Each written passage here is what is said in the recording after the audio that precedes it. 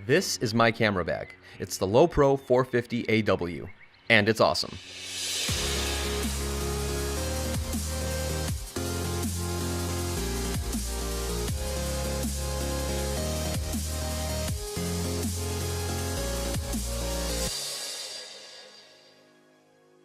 My favorite feature about this bag, the hard shell at the top. It lets me easily access my camera without having to open up the entire bag. I can also fit my second most used piece of gear, my drone. It fits the batteries, the charger, and the controller. This bag can carry everything you see here and provide easy access to the things I use most frequently on the go. These pouches on the side of the waist strap can hold little but useful things. I use them to hold my lens cleaner and my external battery charger. The bag comes with extra pouches and grips that let you customize your setup to hold additional pieces of gear like tripods and gimbals.